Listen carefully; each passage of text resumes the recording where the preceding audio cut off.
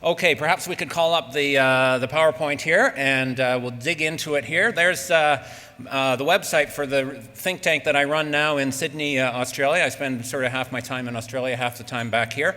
Center for Future Work, and the Twitter handle for the center, and my Twitter handle. You're obviously welcome to share anything from today. I have been living in Australia, as they say, down there. They got a way with words down in Australia. For example, when they're thirsty, they don't say "I'm thirsty." They say, "Gosh, mate, I'm as dry as a dead dingo's dongas." Took me a while to get that one, and I'm still building up my vocabulary. And I often think of the differences between Australia and Canada. Canada is what they call it. Not all of them, just a few idiots down there. One of whom I'm going to introduce you to shortly. Of course, there's lots of similarities between Canada and Australia, different geographical challenges that we face, you could say, in our natural landscape. We also, of course, have developed innovative transportation methods to deal with those innovative landscapes and challenges. Of course, in both places, you have to deal with the hazards of the environment and the deadly creatures that confront you. In Canada, they tend to be a little bit bigger than the ones in Australia. But that little fucker can kill you in 5 minutes, let me tell you. So don't let size fool you there.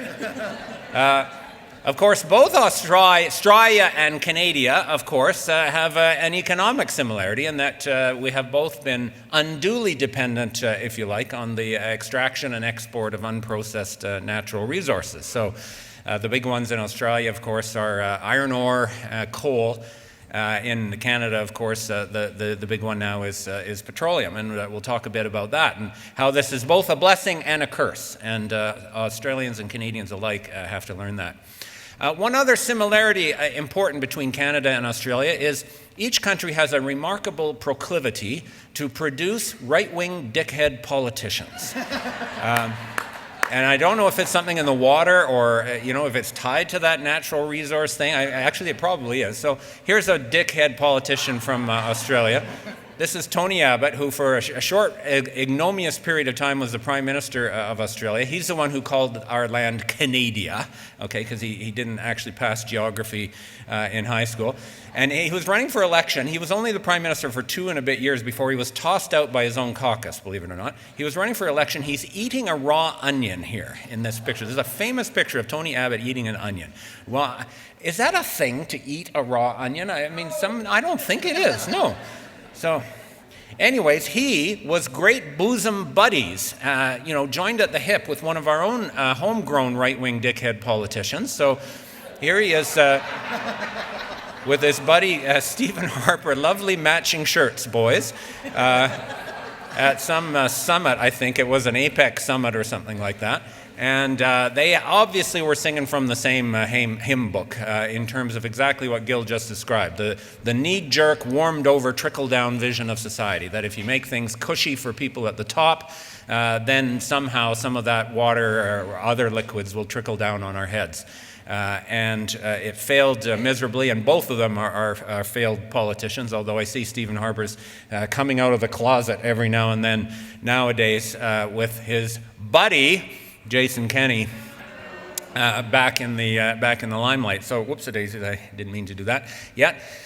So you've got the twins, Harper and Abbott, and you've got the twins, Harper and Kenney, which proves most of us think there's 6 degrees of separation between human beings, but in the case of right-wing dickhead politicians, it's 2 degrees of separation.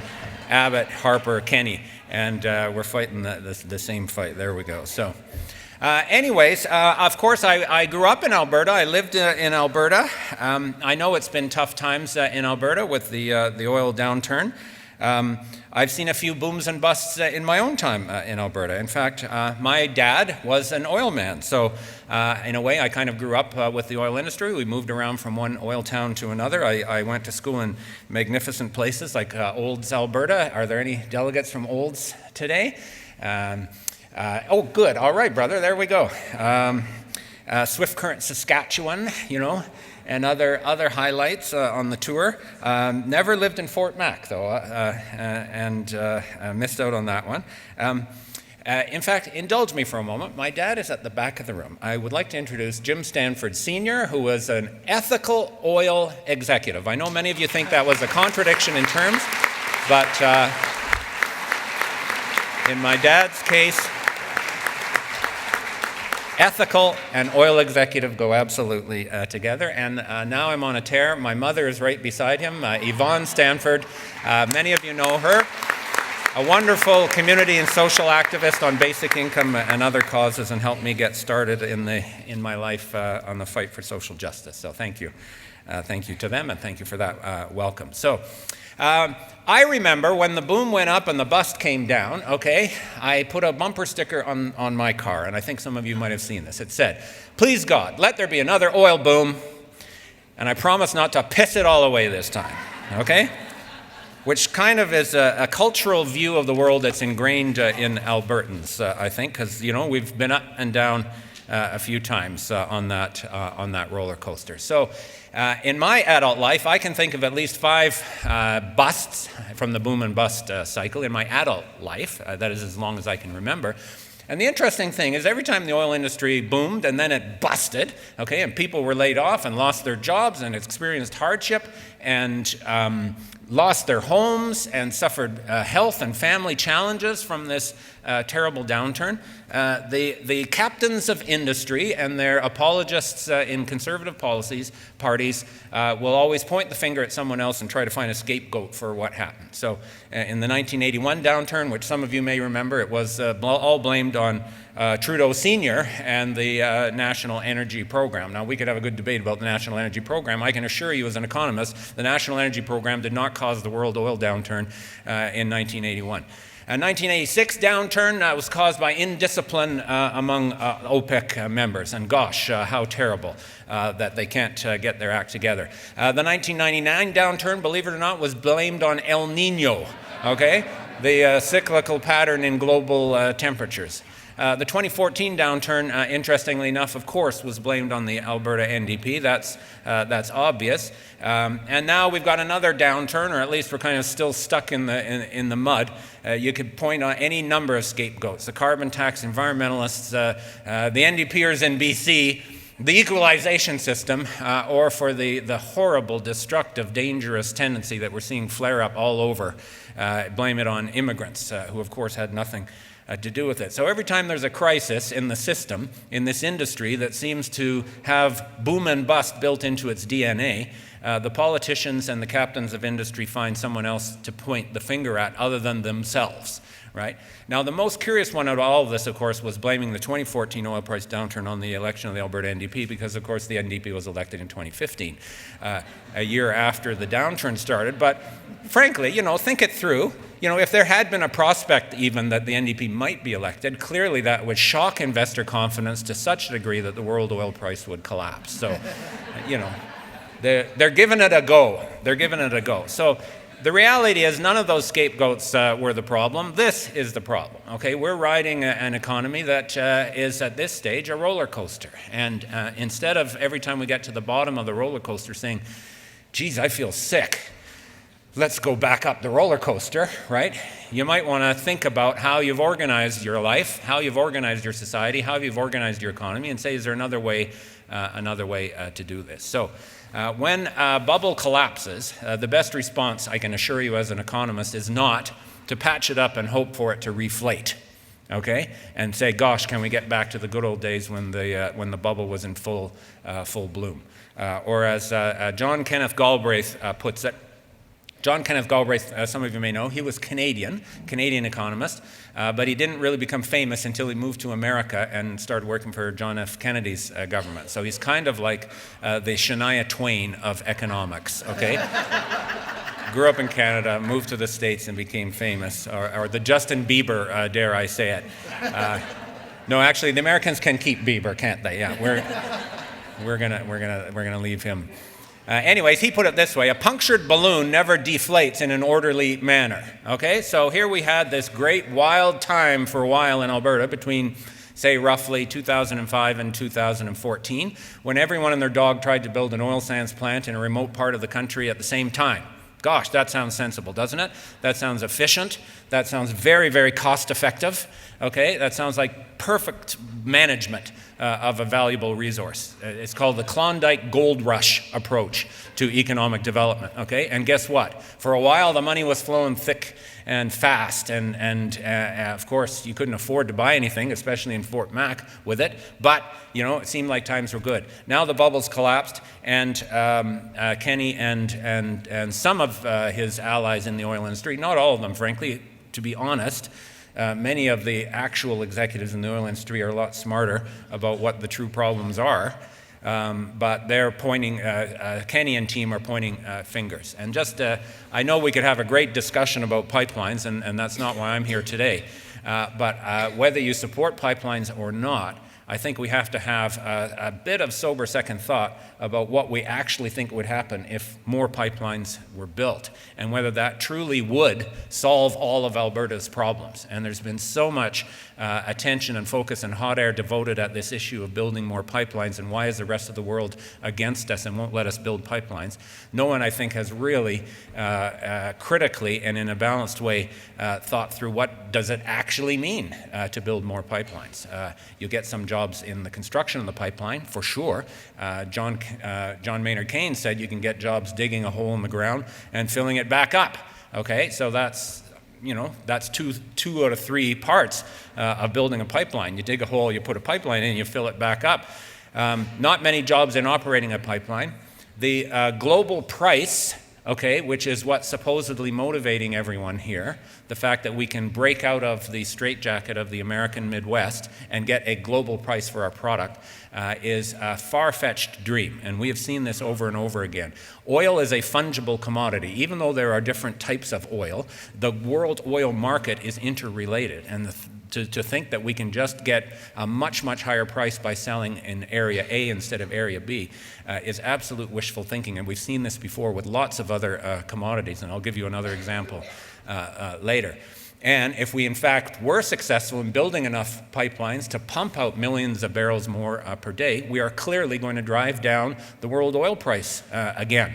That's exactly why the world oil price fell the last time, not because of our oil, but because of other people's oil. So this knee-jerk idea that the market will reward us as long as we pump it out as fast as we possibly can is absolutely violated by the world's history of this industry. So I think especially Kenny and his plan to his whole rhetoric over the last years that he will be the one to build pipelines where everyone else has failed, and that will solve our day. All our problems. Both of those sections of the hypothesis are false. The cautionary tale I want to tell you is about the Australian LNG industry, liquefied natural gas, motivated by exactly the same thinking.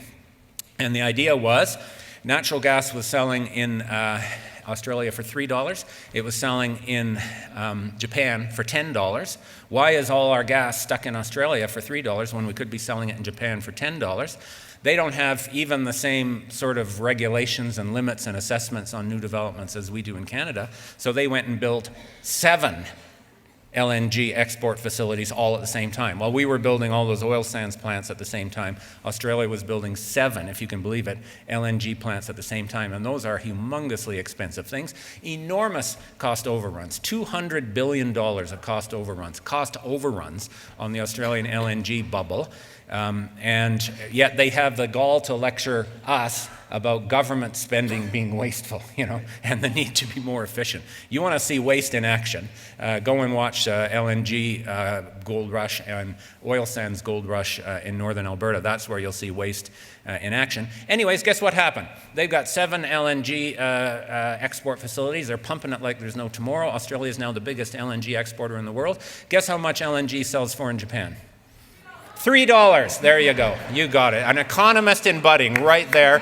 Gil, put her on your research team. $3. And guess how much it sells for in Australia now? $5. It sells in Australia for $5 because all of the supply is leaving and there's no supply to meet the Australian market. So It would not be as extreme, but exactly the same logic, exactly the same flawed logic and undue faith in market mechanisms is behind the whole argument that all we have to do in Alberta is build more pipelines and pump it out even faster, and then we can reflate that great bubble. When Jason Kenney says, I'm going to come in and build the pipelines that no one else can build, and that will solve all our problems, he is Don Quixote of 2019, tilting at windmills, no doubt about it, because number one, he isn't going to be able to build pipelines where other people couldn't, and we already know that, right? He's only been in office for a week, and his promises are already falling like dominoes. He's tilting at windmills and putting up symbols. There's a deeper economic lesson in this that we should be aware of when we're thinking about how do we build an economy that works for people. And that's the history of Canada, Alberta, but the rest of Canada as well, and our dependence on the production and export of what economists call staples. And by staples, I do not mean small pieces of metal that crunch together to hold your paper together.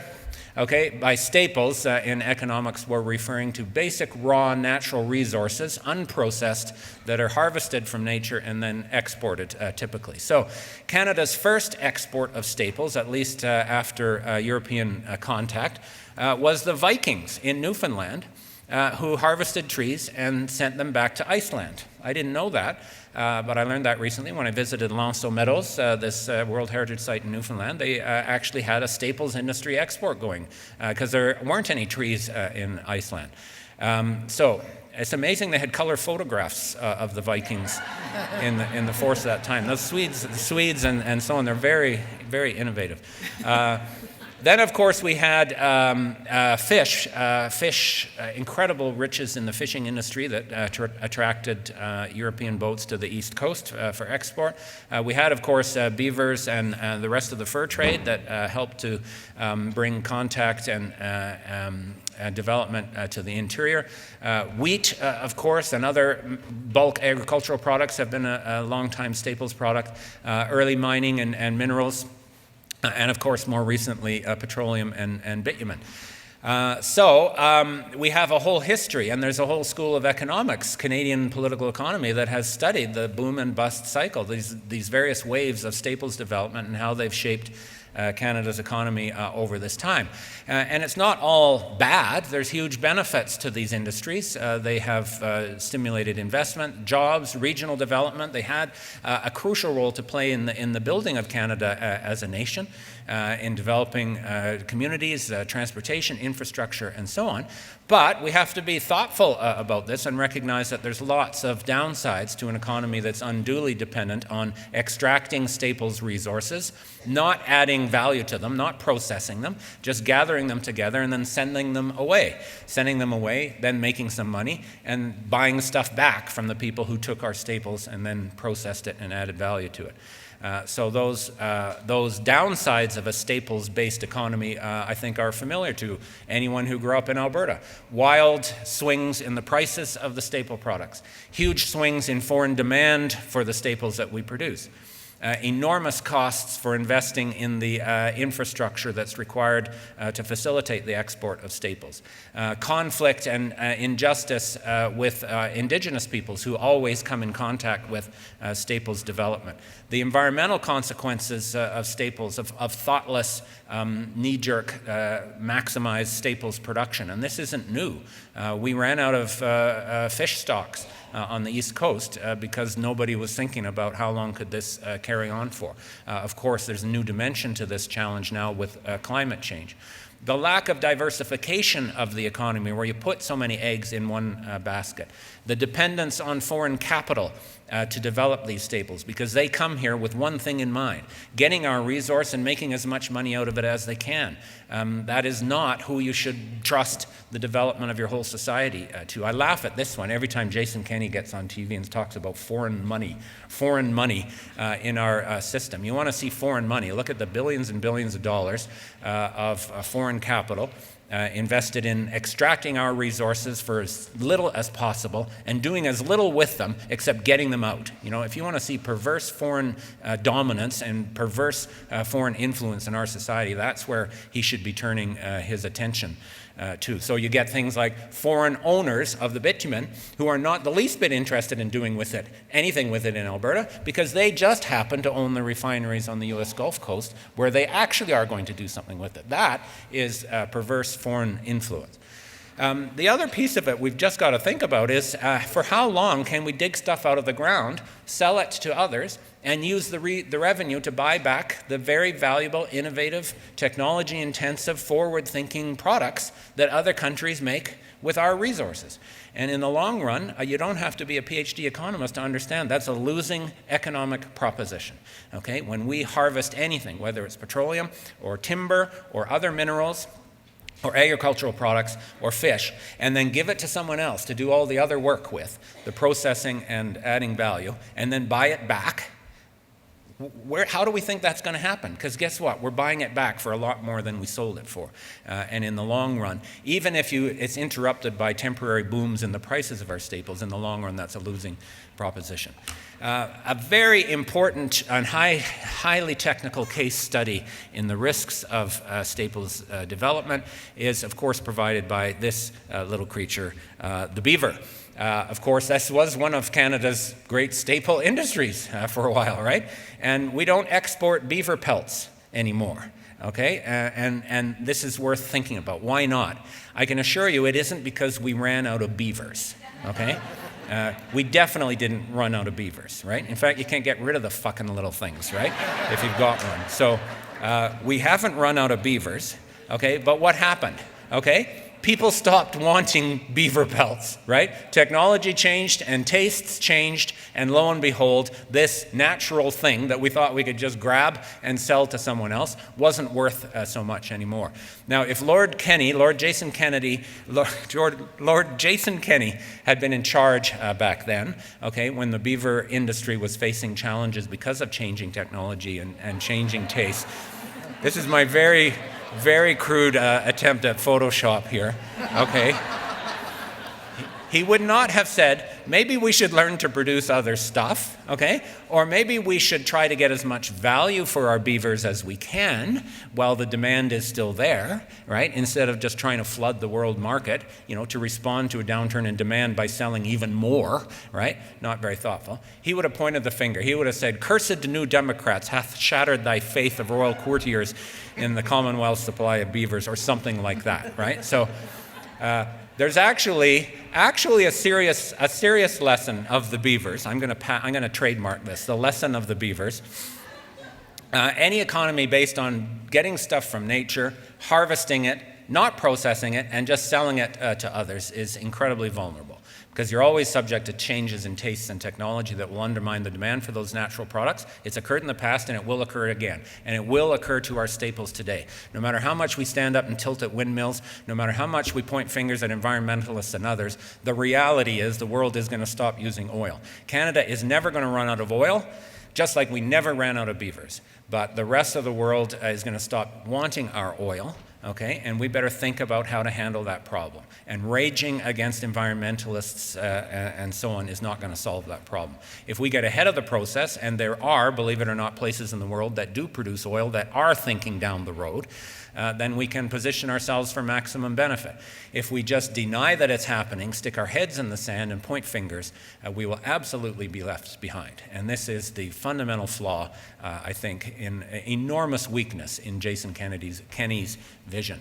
Here's another example of what happens when you ignore this. This little Pacific island was once the richest country in the world, believe it or not. This is the little island of Nauru. Located in the South Pacific. It once had the highest GDP per capita of any country in the world. Guess what they produced? Anybody know? What did they produce? Huh? Guano. What is guano in common language? Bat shit and bird shit. Bird shit in Nauru's case. So it turned out to be very valuable as a fertilizer, the phosphate and all that shit on the island. And they invited in a bunch of foreign companies, mostly British, to set up enormous conveyor belts and diggers to get the bird shit and put it on boats and send it off. And for a while, GDP per capita in Nauru was humongous. Then, lo and behold, they ran out of bird shit. Plus, the rest of the world figured out better ways to develop and use fertilizer rather than bird shit. And so now there's honestly, literally, a big hole in the ground in Nauru where it used to be bird shit. And the island is impoverished. In fact, their new export industry is imprisoning migrants. This is how Nauru supports itself now. They built an outsourced jail for Australia. This is a sickening story. Outsourced jail for Australia where they put so-called illegal migrants and refugee claimants in jail on Nauru, and this is how Nauru supports itself. So our situation is not going to be that. We've got way more going for us, but that is the extreme result of where unthinking staples dependence gets you. Which takes us to what is our alternative? How are we going to build an economy that actually works for people?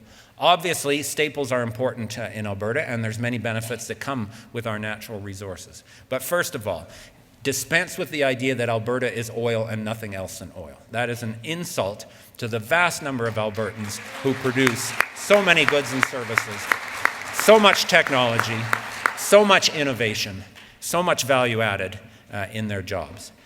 So remember, we're much more than staples, and even with the staples, the structural role for staples that we have, we can do a lot better at translating the work and production of all Albertans, those working in staples industries and those working in other industries, into lifting human standards of life and protecting our environment as we go. And if we have our eyes open, okay, and we reject the unthinking knee-jerk idea that all we have to do is produce more, extract more, sell more, and that's our path to prosperity, we can find a better way. So a couple of little economics lessons that I like to use based on our Economics for Everyone book that Gil kindly mentioned. The economy is not GDP. The economy is not the financial markets, okay? The economy is not the futures and derivatives traders. The economy is the little four-letter word, W-O-R-K, okay? And it is a four-letter word on Monday mornings that people in all pastimes, all occupations, all lines of work do, whether you work with your hands or your body or your brain, whether you work indoor or outdoor, whether you have a university, a graduate degree, or a high school education, you are exerting your brains and your brawn to produce value added. And this is a different way of framing how it happens. So when Jason Kenney says we're going to enrich the people at the top because that's the economy, that's what matters, open for business, blah, blah, blah, blah, blah, he's forgetting that the actual driver, the actual force that produces value added are you and your members and your colleagues and your neighbors, dragging your sorry asses out of bed every Monday morning and going to do your job. Without it, the economy would be nothing. And the economy is simply the sum total of all the work that we do and all the value that we add, producing the whole range of goods and services that we need to survive and thrive. So without work, nothing else would happen. So why do we work? Okay, why do we drag our asses out of bed on Monday morning? Because we need to. That's where we get the goods and services that we consume, the food, clothing, and shelter that's necessary to keep us alive. But we aren't just animals. We don't just want to survive. We want full, rich lives. So we also want services. We want education. We want entertainment. We want care. So the whole gamut of those things is aimed at producing the goods and services that we need to live and have a good life. So the reason we work is to meet human needs, and this is important because that's the fundamental purpose of the economy, and this is really key because every time Jason Kenney says we're going to get the fundamentals right, we're going to make Alberta open for business, he's talking about tax rates and deficits, right, and labor regulations, okay, and making everything as business friendly as he possibly can, and says that's the fundamentals. He's wrong. The fundamental purpose of the economy is to work to produce the goods and services that enrich our standard of living and protect our communities and our environment. That is the fundamental. And if our economy isn't doing that, then our economy has fundamentally lost sight of what the goal is. And we have to be ready to reframe the discussion. Is Jason Kenney's agenda going to allow us to do more work, to do better work, and use the fruits of our work to lift standards? If not, he is not addressing the fundamentals. In fact, he's taking us absolutely off track.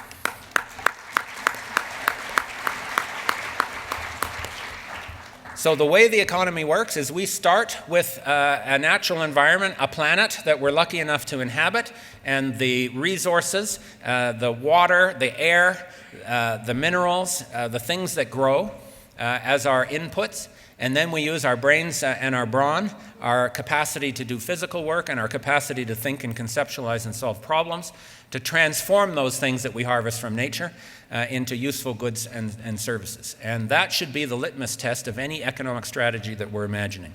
Is it going to allow us to interact with nature more effectively and more sustainably? Is it going to allow us to do more of that productive work with our brains and brawn to produce the goods and services that we need? And is it going to allow us to use those goods and services in sensible ways that actually make people better off, which isn't always the case either. So, in terms of Alberta's advantage, this is the real Alberta advantage. The Alberta advantage has nothing to do with tax rates, believe me. In fact, low tax rates are absolutely a disadvantage. If you are not collecting enough revenue to fund the public services and infrastructure that are an essential input to any kind of high-quality modern economy, then you have got an enormous disadvantage. The real Alberta advantage is obviously the natural resources that are around us, okay, that we're blessed with, and not just the stuff we can dig out of the ground, but the other resources that we have to work with. Our people, the skills and capacities of our people. Alberta has the best educated, most skilled workforce in Canada. The youthful energy of Alberta. Alberta has the youngest workforce in all of Canada, and that's not to put down any of the older workers. We need their efforts as well, but it does mean Alberta has enormous potential. The infrastructure of our communities and our province, including the essential public assets in transportation and public facilities and schools and hospitals and utilities, without which an economy could not work at all. Our capacity to make decisions and to act together, and what economists call social capital. That is the ability of a community to hang together and cooperate and get stuff done and trust each other.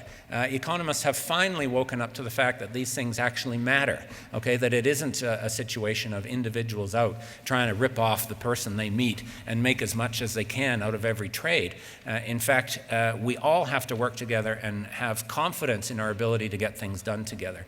And the accumulated wealth that we have in this province. There's nothing more nonsensical about Kenny's rhetoric than this claim that somehow Alberta is going broke unless he turns the ship around. That's absolutely patently false. Alberta has an abundance of riches and assets, including the public sector as well. So just a few. I'm an economist. I got to put up a few facts and figures.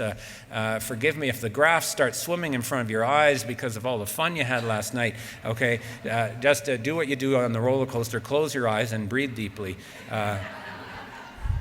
Willingness to work. There's no province in Canada that has the work ethic and the level of participation in the labor force as Albertans. Far, far ahead of any other province in the country. 72% of working age Albertans are in the workforce. And so this is an enormous asset because the economy is the sum total of our work. Okay, I don't know if I mentioned that. I might mention that 18 more times before the end of this presentation. The economy is the sum total of our work, and no one in Canada is more willing to work and able to work than Albertans are. And it's not just that we're participating, it's that we're actually working.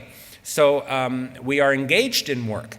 And this is interesting because, of course, Alberta has a relatively high unemployment rate right now. You see that in the headlines often. But the unemployment rate doesn't tell the whole story because the unemployment rate is partly a function of how many people are in the labor force working or willing to work. And we've already seen that Albertans are in the labor force more than any other province. So even though the unemployment rate itself is relatively high, the share of working age Albertans who are still employed and working is higher than any other province in Canada. And that's a bit counterintuitive if you've seen too many of the negative headlines. What it means is that in other provinces where fewer people are working, things are so bad that people have given up looking. So they're not in the labor force anymore. And that's very convenient for the politicians, okay, because the official unemployment rate looks lower. But it's not good for society because, I don't know if I mentioned this or not, but the economy is the sum total of our work. So Despite the downturn, despite the tough times, and I wouldn't minimize the tough times for a second, and despite the high official unemployment rates, Albertans are working more intensely than any other province in the country. And there's enormous diversity in what we do. This is a huge, huge strength. And this, again, is where we have to push back against this idea that there's one thing and one thing only that can save Alberta's future, and that's more pipelines to produce more of one particular product. Okay? Guess what? The people in Alberta doing fabulous work, important work, okay, generally well-paid work in the petroleum sector and other minerals industries account for 5% of Alberta's employment, a crucial 5%. Okay? But is that the whole picture? Absolutely not. In fact, there's other goods-producing industries, including manufacturing, which is crucially important in Alberta and is often overlooked, far too often overlooked. And of course, services. Almost 80% of Albertans work producing services now. And you would never know that by reading the front pages of the Report on Business, or the National Post, thinking that Alberta is all about oil. In fact, almost 5 times as many Albertans work producing public services as work in the petroleum and mining sector itself. And instead of viewing those industries as a drain, as a giant hole in the ground that we pour money down, public services should be recognized as what they are. An incredible, important, growing, high-potential way to produce high-value goods and services that enrich the quality of the lives of everyone who lives in Alberta. That's what public services are. And instead of denigrating it and cutting it, we should be celebrating it and nurturing public services as a source of growth and a source of prosperity. The efficiency and productivity of Alberta's workers is also outstanding and another asset on our side. It's not just that Albertans are more willing to work and more employed than other provinces. They also produce more in terms of goods and services than almost any other province.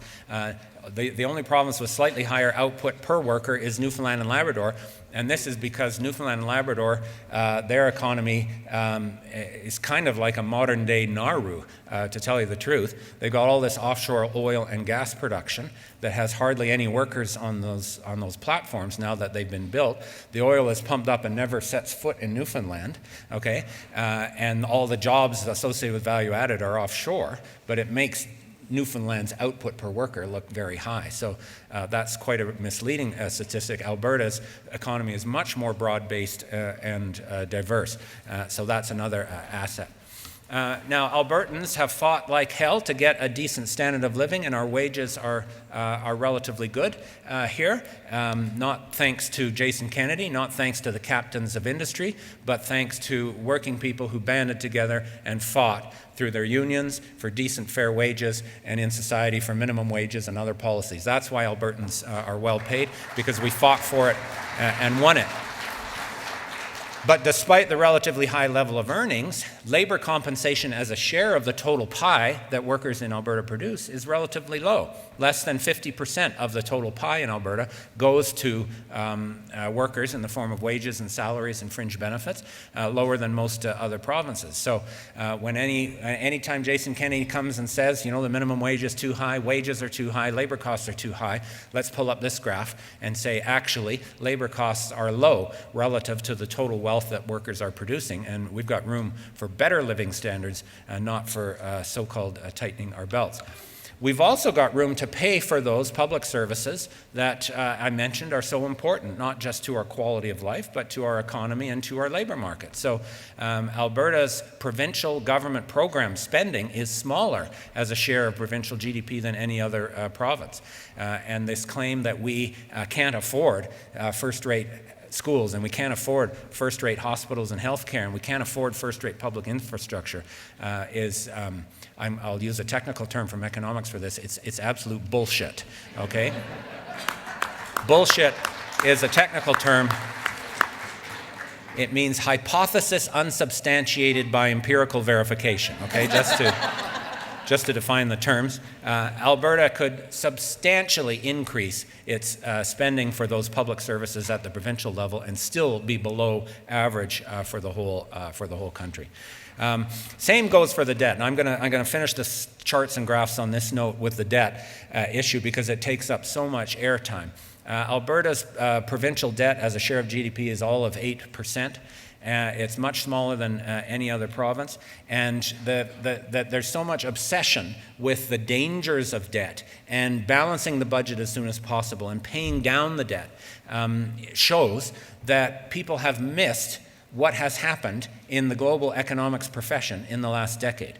And around the world, people have suddenly understood, in the wake of the global financial crisis and the stagnation that's occurred since, and the run-up in public debt that's occurred everywhere. Okay, Japan has public debt equal to 250% of GDP. Okay, so there's Alberta. If I was to put Japan on that graph, okay,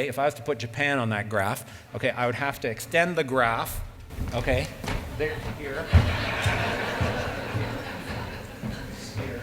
About here. Okay, there's Japan's debt to GDP ratio. Okay, so, and lo and behold, economists have figured out that despite the rise in public debt around the world hasn't fallen apart. In fact, they now recognize how important public debt has been to stabilizing the economy and financing investment and growth and job creation and infrastructure that the private sector isn't doing. So this is a good thing, not a bad thing. I always love it when Jason Kenney and people like him get up and say, I'm just like mom and pop at home, trying to balance a budget at the kitchen table. You know, mom and pop know they can't spend more than they take in. Excuse me, Jason. Have you looked at the debt to income ratio of Canadian households lately? Okay. It's about 170% of their disposable income, okay? They are not remotely balancing their books, and frankly, it's a good thing, because if you had to, you'd never buy a car, you'd never buy a house, and the whole economy would grind to a halt, and we'd all be wearing barrels, okay? So this idea that public debt is bad, and the first job of government should be to get rid of it, is religious superstition.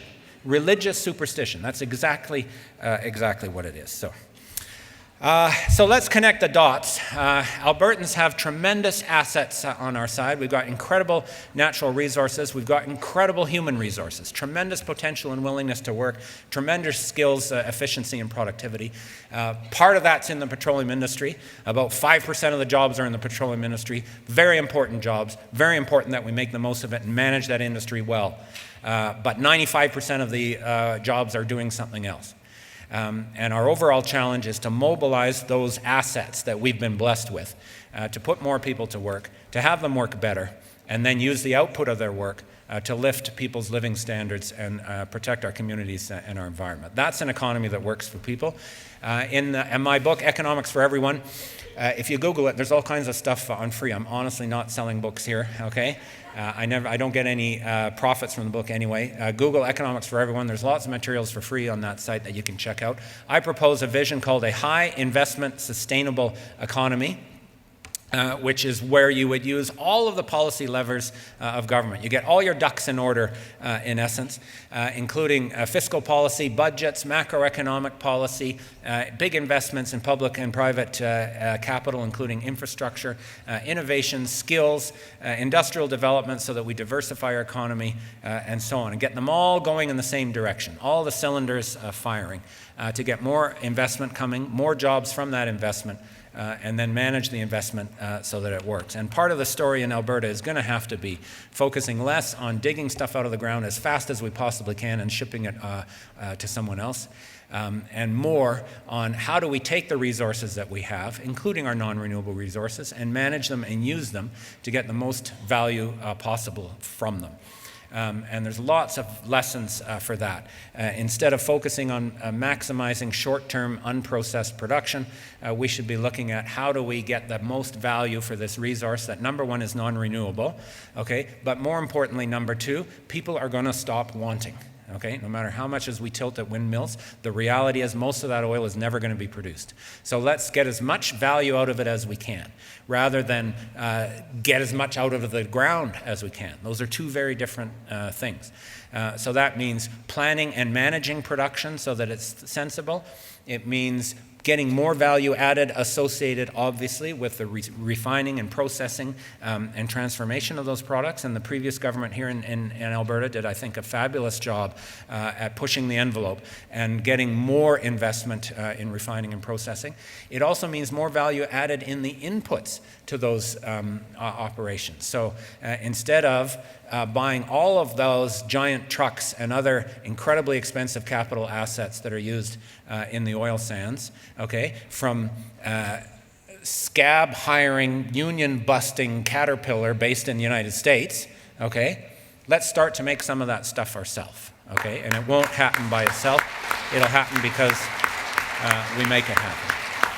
And then, instead of cutting taxes and, making the carrot in front of the oil industry even bigger as they take the profits and run, let's sustain those resources. Let's capture those resources. It's the public's oil, not the company's oil, and keep that for ourselves to develop a society and an economy that works. Alberta's vision traditionally, and this is where Kenny wants to go, produce as much of it as fast as we can, let the profits flow away because of uncontrolled foreign ownership and low taxes, and that is going to end up with a hole in the ground. Okay, the absolute counter is what we see in a place like Norway, also dependent on staples production, but they've gone at it a very different way. They're producing it carefully. They're keeping the profits for themselves, in part because the public owns half of the oil industry, and in part because there's good taxes on the rest of it, and they're investing in a very different future. Instead of saying there's an oil boom, gosh, I could get reelected by cutting everyone's taxes, okay, they say, gosh, there's an oil boom, it's not going to last. Let's capture this money, invest it carefully, and we'll use it to build a good society when the oil isn't valuable anymore. And that is an approach that we could learn so much from. If you ever needed an example of why more value added and less production should be what's guiding us, it was the incredible outcome of the previous government's decision to restrict production in the face of all of the pipeline constraints and everything. So this is the graph, shows the blue price is the West Texas Intermediate price, or sort of the global oil price. The orange line is the Western Canada Select, the price for what's made in Alberta. And we've all been concerned with this enormous gap between the two. So not only are we producing it as fast as we possibly can, we've produced so much of it, there's a glut of what we produce, and we're driving down the price of what we produce. Again, you don't need to be a PhD in economics to realize that is a chump's game. Well, lo and behold, last December, the provincial government in its wisdom worked with the industry, and the industry supports it now because they've seen what happens, to limit production and say there's no point producing so much that we're driving our own price to zero.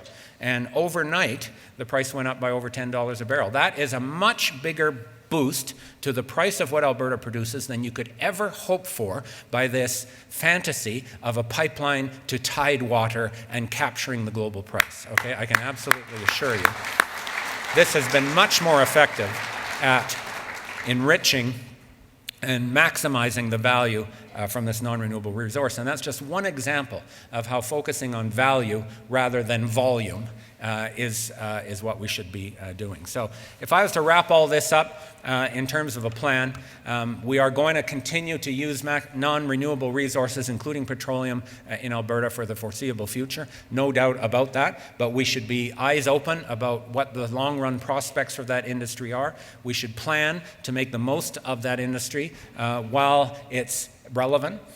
We should maximize our inputs upstream, maximize the value added and processing opportunities downstream, and make sure that the one-time gains, they're called rents in economics, the one-time gains that come from producing a non-renewable resource are captured by the people who own it, and that's us, and used to improve our lives instead of improving the lives of some fat cat foreign owner.